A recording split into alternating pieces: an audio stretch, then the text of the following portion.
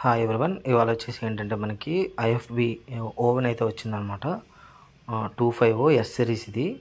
So ఇది ఏంటంటే మనకి ప్రాబ్లం అయితే ఏంటంటే హీట్ అవ్వట్లేదు అనమాట. సో మొత్తం కూడా ఈ సప్లై కూడా మొత్తం అంతా కూడా కంప్లీటెడ్గా అయితే ఆగింది.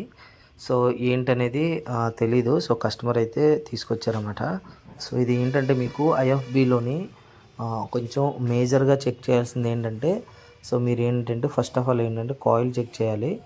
సో కాయిల్ తర్వాత మీరు ప్రతిదీ కూడా స్టెప్ బై స్టెప్ అయితే వెరిఫికేషన్ చేసుకోవాలి. లేదంటే ఈ ఐఎఫ్బిలో ఉండే ప్రాబ్లం చాలా తలెప్పుగా తయారవుతుందన్నమాట. సో ఇది ఏంటంటే మనకి ఓవెన్లో మనకి ఇది ఎస్ సిరీస్. ఈ ఎస్ సిరీస్ వల్ల ఏంటంటే సో ప్రతిదీ కూడా మనకి 1 by 1 కూడా మనం ప్రతిదీ కూడా థ్రెడ్డింగ్తో సహా హీటరు ప్రతిదీ కూడా మనం మీటర్ పెట్టి చెక్ చేయాలి. బట్ దీనికి ఏంటంటే సో నేను అన్నీ కూడా చెక్ చేశాను. సో హీటర్ బాగానే ఉంది, ఒక థర్మా స్టార్టర్ మాత్రమే కంప్లైంట్ ఉంది. సో అన్నీ కూడా చెక్ చేసుకున్నాను 1 by 1. సో ఆ థర్మా స్టార్టర్ రిమూవ్ చేసేసి కొత్తది థర్మా స్టార్టర్ వేస్తే సరిపోతుంది. బట్ ఏంటంటే ఒక్కొక్కసారి థర్మా స్టార్టర్ వేసినా కానీ ఆన్ అవుతుంది కానీ హీట్ అవ్వదు. సో అలాంటప్పుడు కూడా మీరు ఇంకొక మేజర్గా చెక్ చేయాల్సింది ఏంటంటే చూపిస్తాను చూడండి. సో దీన్ని వచ్చేసి మనం బూస్టర్ అంటాము, ఈ హీటింగ్ బూస్టర్ ఉంటుంది. సో అది ఖచ్చితంగా చెక్ చేయాలన్నమాట. సో అది చెక్ చేస్తే హీటింగ్కి సంబంధించింది ఏదైనా కాయిల్ నుంచి అంటే ట్రాన్స్ఫార్మర్ నుంచి కాయిల్కి సప్లై అయ్యే వర్డ్స్ ఏదైతే ఉంటుందో, పవర్ ఏదైతే ఉంటుందో అది ఇక్కడ ఫిల్టరైజ్ అవుతుందన్నమాట. ఇదండి. సో ఇది కూడా మనం ప్రాపర్గా చెక్ చేయాలి. మల్టీమీటర్ పెట్టుకొని ఎంత ఓమ్స్ వస్తుంది, ఎంత హ్యామ్స్ వస్తుందో కూడా రెండు చెక్ చేయాలి. సో చూసారు కదా, ఆన్ అవుతుంది.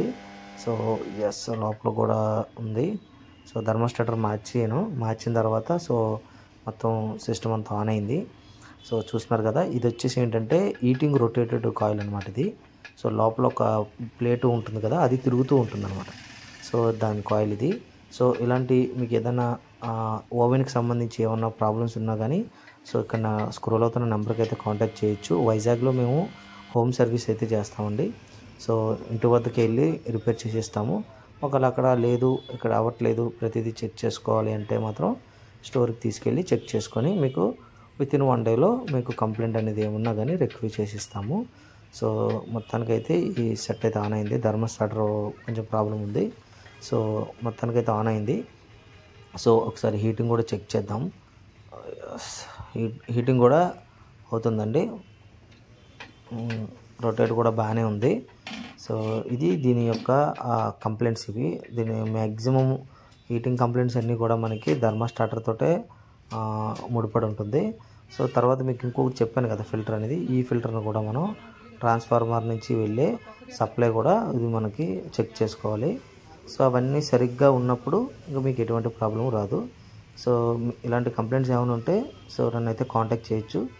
సో మేమే మీ ఇంటి వద్దకు వచ్చి చెక్ చేసి సో కంప్లైంట్ ఏంటనేది చెప్పి దాన్ని రెక్టిఫై చేయడానికి అయితే ఉంటుందన్నమాట.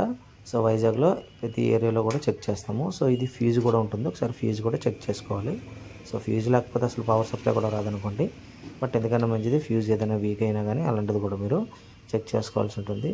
సో ఓవరాల్గా ఇంతేనండి వీడియోలో. మీకు ఇంకేమైనా డౌట్స్ ఉంటే సో పైన కాంటాక్ట్ నెంబర్ ఉంటుంది, చెక్ చేయండి. Thank you.